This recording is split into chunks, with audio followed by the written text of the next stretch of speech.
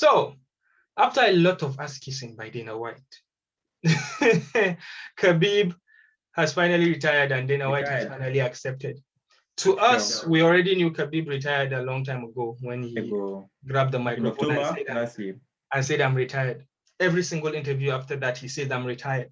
I'm retired. But you for once thought he's going to come back?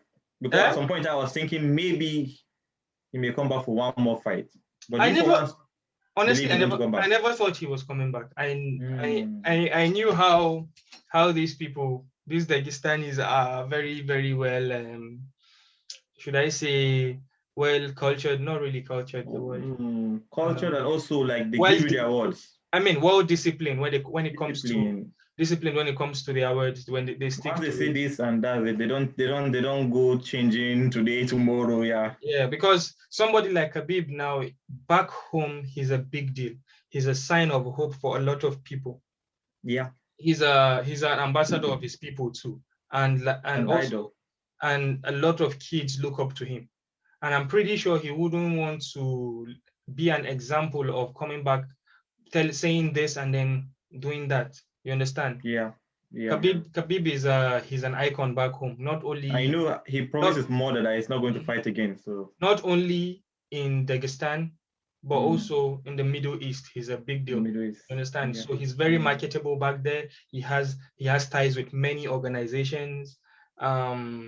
Even somebody like him that can sit down with President Putin is a very big deal. We know big deal. In Russia as well, the whole of Russia as well is well respected. So he's not somebody that can be intimidated by Dana White being stubborn and being a businessman.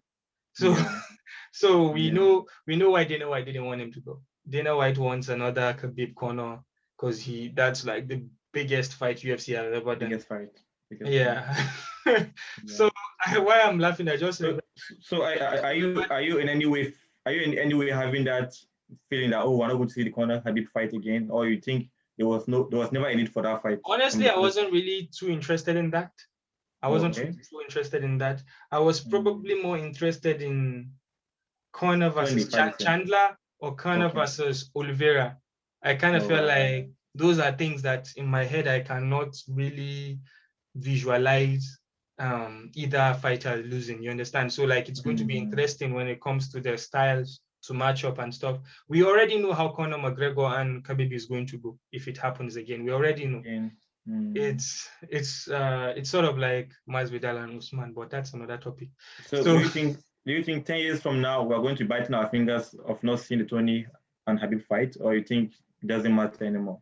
Tony Ferguson and Khabib is just one of those things that it's sort of like it's sort of hard. I wish they never came through. Yeah,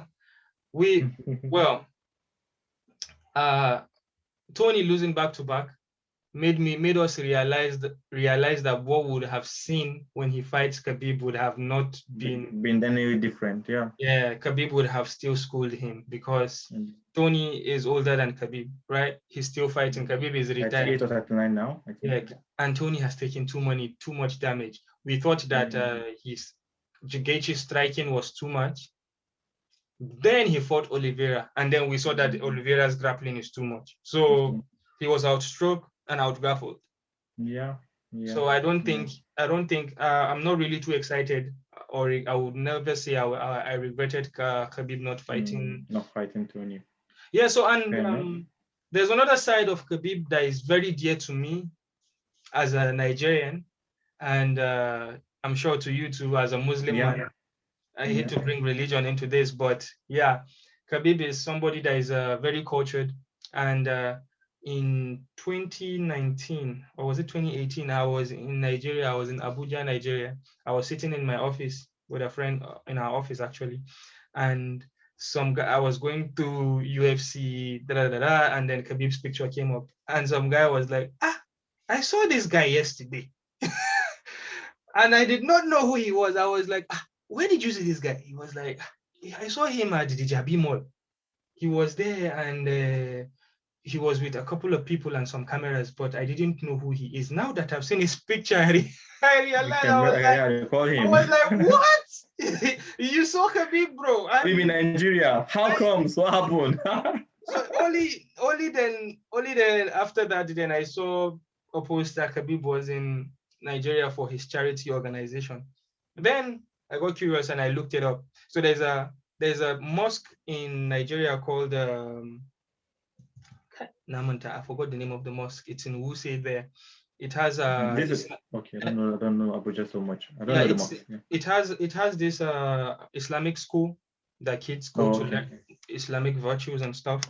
Apparently he went there and his organization had something to do with the people there that took him to some rural areas around the Kaduna side.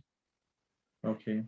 Also reports about him going to the northeast of Nigeria. So he went to some Muslim communities and assisted in building water taps and water boreholes and renovating the masjids there.